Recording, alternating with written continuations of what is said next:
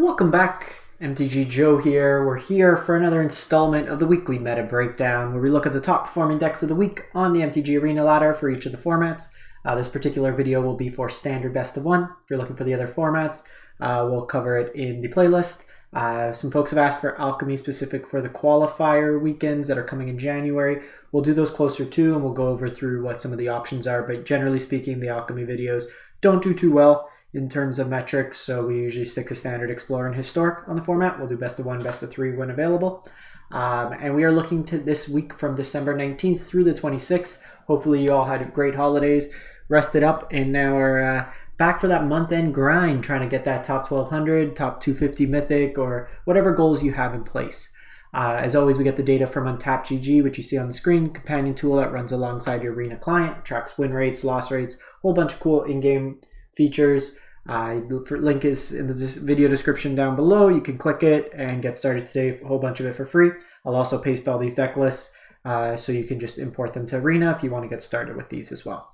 So like I said, December 19th to the 26th, we're looking Diamond to Mythic this span, and we're looking at 110,000 games of Magic the Gathering played in the best of one format. Top performing deck of the week has been Azorius Soldiers, at 71%. We saw mono white soldiers for the last couple of weeks edge it out by a couple percent, but mono white's been pushed down a bit this week, and we're seeing Azorius rise to the top. So what does Azorius Soldiers get us over the mono white version?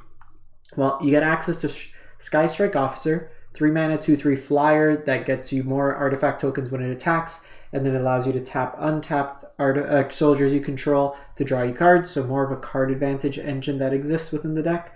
You pair that up with Siege Veteran, which puts counters and gives you insulation against removal by giving you other soldiers when they die.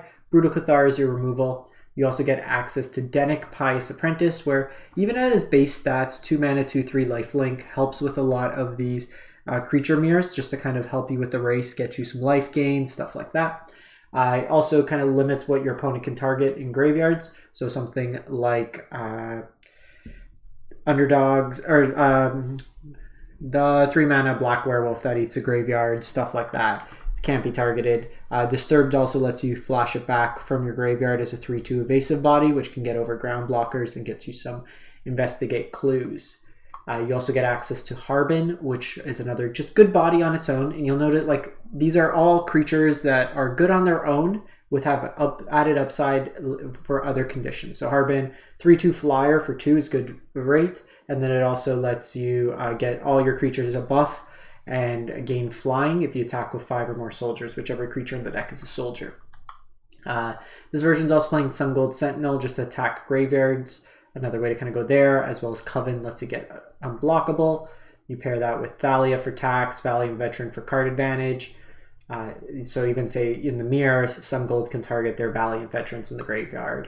They're unearthed creatures and Yodian Frontliner. This version is also on Spectrum Sentinel, so just really lowering the curve here. A lot more cheap creatures, Recruitment Officer for card advantage. This version is also maxing out on utility lands, Fortified Beachhead, as well as 4 Mishra's Foundry. Not as pressing here because you have 6 1-drops that are colorless, so you can cast it regardless, mixed in there. So you're really just like never going to be looking to run out of things to do with your mana in this deck, ideally. The next deck is Mono Black Aggro, 66% win rate. And this version here, you got the Cult Conscript. So usually the differentiation when you see like Mono Black Control versus Mono Black Aggro is Mono Black Aggro is usually on a second 1-drop. In this case, it's Cult Conscript. Most of the mid-range to control decks are only on Evolved Sleeper. This version's also on 4 cutdowns, 3 Go for the Throats, and an Infernal Grasp as its removal suite. 8 2-drops in Misery Shadow, which is a good mana sink. Also exiling creatures when they die, so flashback, like disturbed creatures, tenacious underdogs, anything like that. Graveyard Trespasser. I own these cards on paper, and the name skips my mind. Graveyard Trespasser was the card I was mentioning with Denic that prevents Denic stops us from being able to target cards in the graveyard. This version is also on Gix to give you some card advantage. So another way with these early 1-drops to refill your hand. Some Lilies, Shieldred, just gaining a whole bunch of life, and then some Georges, Phyrexian Fleshgorger. 3 mana spell, 7 mana spell, hurts your opponent's life to target it. Lifelink, Menace, a whole bunch of utility. Menace is really nice with Gix as well. Usually the aggro versions are not on Invoke Despair, and the more the mid-range controls are. This version's on 24 lands. You'll sometimes see the mid-range control 25 to 26 lines, 1 Takenuma, 4 Mishra's Foundries as creature lines in this deck. We then go to mono red aggro. There was a few different variations of mono red, some a little bit more burn focused, some a little bit more creature focused. This version has the highest win rate of them, so we'll feature this one here. So mono red aggro, what are you trying to do? Kill your opponent fast. And you're doing so with a number of cheap, hasty creatures: Monastery Swiftspear, Phoenix Chick, Bloodthirsty Adversaries, 2 mana 2/2 that can flashback spells for 5 mana, 8 mana, kind of growing with that. Rada's Firebrand is a way to get around some of the small blockers. Works really nice with Reckless Stormseeker as well. Squee lets you go wide. Raiju puts counters and is another way of kind of dealing damage to your opponent that way there. You got a Shivan Devastator to go over the top, and then you usually have the 8 burn package, play with Fire Lightning Strike, which is pretty standard in all these mono red style decks. And then Kumano, just a really flexible card. Pings, puts counters on things, and then is a way that when removal comes in, it exiles instead. Similar configuration to mono block aggro, bunch of basics, 1 channel line, and some copies of Mishra's Foundry. The curve of this deck is much lower, just with the density of 1-drops, so you're seeing 22 lands versus 24 out of the mono black deck.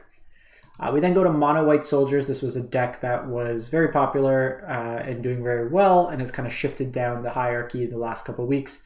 This configuration, right off the bat, the mana base, put in a Ganjo, the channel line, put in 2 to 3 probably of the Mishra's Foundry. And the thing is, so they're playing just all planes because of laydown arms. You'll probably get more utility of just having the creature land, especially if you look at mono black aggro, they have access to 8 removal spells. The mono red deck has access to 8 burn spells that can be flashback as well. So you're going to have cards that are good to have as creature lands as well. This version's on the 8 1-drops. You also have Guardian New Benalia that can throw things in the graveyard to give it indestructible, as well as it has Enlist where you can tap stuff to give it extra power for the turn, and Scry. Same Thalia Valiant Veteran, Brutal Cathar Siege Veteran, but this version's also on Myrel Shield of Argive. So this is kind of the payoff of going the mono white route as well. So this is got a Grand Abolisher effect. For those of you who don't know what Grand Abolisher is, it's an older card that just makes your opponent can't do anything really on their turn in terms of casting spells, activating abilities, stuff like that. And when it attacks, it's kind of a snowball effect. Each time it attacks, it's adding more and more creatures based on the number of soldiers you have in play. We then go to a control deck, 59% win rate, Azorius control, blue-white control. And it's kind of built around, I usually like focusing on win conditions and then kind of explaining what you're playing around. So you're winning predominantly with Teferi, Temporal Pilgrim, as well as the Wandering Emperor. So these are you're going to be attacking with some Samurais, and you're going to be attacking with some Spirits in that regard there. Teferi gets bigger when you draw cards, so there's a lot of ways to kind of incidentally draw cards in this deck. Interesting card here that I don't think I've ever seen constructed play. Union of the Third Path, 3 mana, draw a card, then gain life equal to the number of cards in hand. There's a lot of aggressive decks, so this is a way to kind of cycle and insulate your life total. Plays kind of nicely Teferi, Memory Deluge for card advantage, Teferi, Celestis kind of combo, and tap. You have 4 sweepers. 2 Depopulate, 2 Farewell, Dissipate as counters. I got Silver Scrutiny as card draw, a couple just random removal spells, Fateful Absence, Sunset Revelry, for card draw, Lifelink, Soul Partition for exile, Lay Down Arms for removal as well, and an Ambitious Farmhand just to find you a land, I guess. It's an interesting one in there. I don't know how I feel about this. It feels like you're fairly heavily leaning on these sweepers. I guess Wandering Emperor is a removal spell. This can gain you some life as you kind of bridge, but I feel like your early game is really reliant on these kind of spells here. I would probably shift. I don't love Dissipate in the sense that if you look at a lot of these decks, they're going to go 1, 2, 3 fairly consistently. So holding up a counter spell to counter something when they already have a board state's not the best. I'd probably just maybe shift some of these numbers down and put a little bit more interaction on the board. Feeling best of 1, you almost want to play to the board a little bit more, especially if you're on the draw. You'll notice with the mana base, there's a lot of these tap dual lands because of the planes count. So this works for Lay Down Arms. We then go to Selesnya Enchantments, the deck that if you didn't want to buy any Brothers Wars cards, try this deck out. Right off the bat. And this is the thing, you're going to get annoyed with me for saying it all the time, but mana bases. 4 Overgrown Farmland, and then there should be 4 Brushland. The new Pain Land from the most recent Brother Wars set. So I guess, yeah, we are playing 4 Brothers Wars card. The Pain Lands there. Add those in, they're very good. You want to have good mana in this deck. Especially you want untapped green as much as possible on one to go Generous Visitor into one of these drops. But you're basically playing a bunch of enchantments. You're trying to double up Enter the Battlefield or triggered abilities. So the early chapters of Mashiko, like drawing cards, exiling effects, stuff like that. You're making big commies.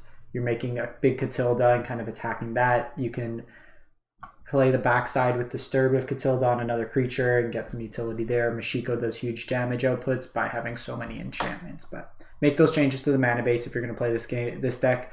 It's relatively cheap, all things considered. You have 4 rares, 8 rares, 11 rares, and then some mana base. Mana base is always an investment, so you're fine like that. You build this mana base here, you can play Angels and Explore, Angels and Historic. You're fairly close to some of that. So there's a lot of utility just having mana bases, especially if you want to branch out into Eternal formats. You then go to Mono Blue Tempo. So this is just a tempo control deck. So this is the very, very budget version. Just only 4 Wati Jins. I would play one of the channel lands in here. And really what you're trying to do is just control the early game.